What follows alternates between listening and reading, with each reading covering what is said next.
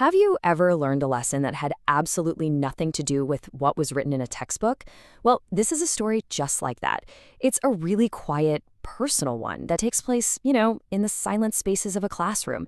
And I have a feeling it's a story that might feel, well, surprisingly familiar to a lot of you.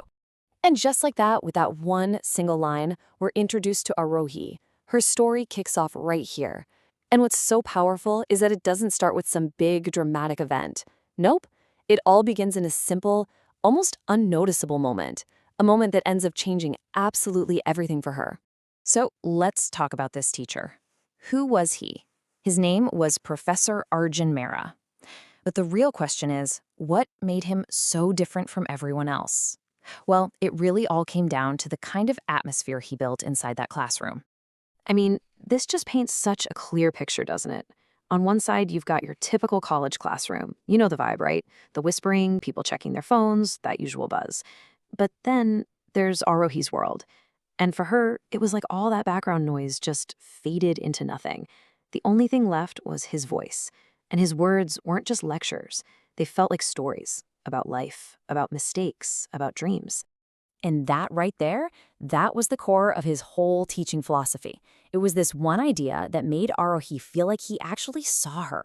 It was as if he was speaking right to her, telling her that her own curiosity, the way she thought about things, that mattered way more than just spitting back the right answer. And that's what set him apart. So you can see how it started, right? What began as just, simple respect for a great teacher, it started to shift. Quietly, so slowly you'd barely even notice it. It began to change into something much deeper, something way more personal. And here's the thing, it wasn't some big, life-changing event. It was a bunch of tiny little choices she made, like deciding to move up to the front row, just to hear him better. Or, finding any excuse to stay after class for a one-on-one explanation. Every little step just deepened that connection. At least, in her mind. It got to the point where his classes were the things she built her whole week around. And then, this happened. Just a simple compliment. I mean, really, that's all it was. He was probably just being a good, encouraging teacher, right? But for Arohi, oh man, those words were everything. It felt like validation. It felt like a real connection. That one little sentence just echoed in her head for days. It was her first real lesson in how a single kind word, when you're hoping for something, can feel like the entire universe is speaking to you. Okay, so this is where everything changes. This is the real turning point. All those little moments, all that admiration, it all kind of snowballed together until it became this one single, undeniable feeling. A quiet realization deep inside that, honestly, terrified her. Just try to imagine this for a second. You're walking home from college, everything around you is totally normal. But inside your head, a quiet storm is just breaking loose. This wasn't some loud, aha moment. It was more like a slow, sinking feeling. A truth that just showed up, completely uninvited, and made it very clear it wasn't going anywhere. And that's what's so lonely about this, isn't it? This huge, profound feeling. And she carried it all by herself. It was a secret she didn't just keep from her friends or her family. She never even said it out loud to herself. It was just locked away deep inside.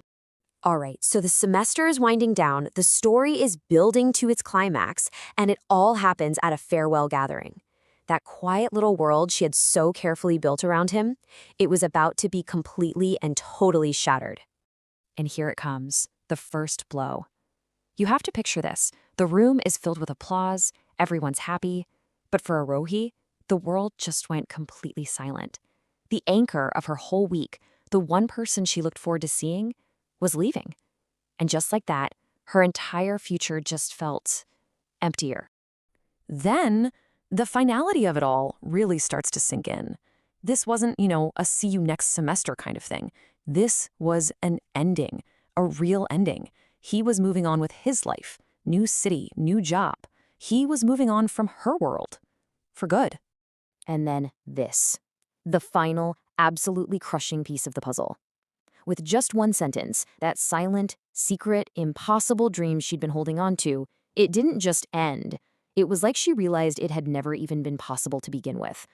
And her heartbreak, it wasn't some big, dramatic scene out of a movie. There was no breakdown. It was this internal, completely invisible shattering. While everyone else is cheering and clapping for him, she's feeling this profound, totally solitary pain. No one else could see it. So, after all that heartbreak, what's left? What do you do with that? Well, this is where the real lesson of the story starts to come out. And it's a painful one, for sure. But it's also incredibly profound. On that walk home, it finally clicks for her. She finally gets it. He never led her on. He didn't do a single thing wrong. He was just a good teacher, a kind, passionate guy who was just doing his job. The whole story, all of that love, it had only ever existed inside her own head, inside her own heart. And so their story ends just as quietly as it started. There's no big confession, no dramatic, tearful goodbye. It's just a simple, respectful farewell. But those two simple words, they held an absolute ocean of unspoken feelings.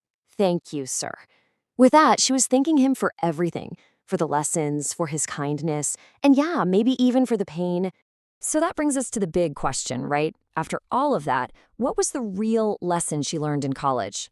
I can tell you it had nothing to do with literature or history. It was something much, much deeper. And this is the bittersweet truth she finally lands on, that some of the most powerful loves we ever feel, well, they aren't meant to be lived out. They're not about building a future together. They're meant to be personal journeys, things that teach us something important about ourselves, before they just become a memory. And that, right there, is the ultimate lesson. The one she never got to tell him. This whole experience, as painful as it wasn't a failure. Not at all. It was a discovery. It was about her learning just how deeply her own heart could feel, how immense and surprising that capacity was. And that's a lesson you'll never find written on a blackboard, but it's one she would carry with her for the rest of her life.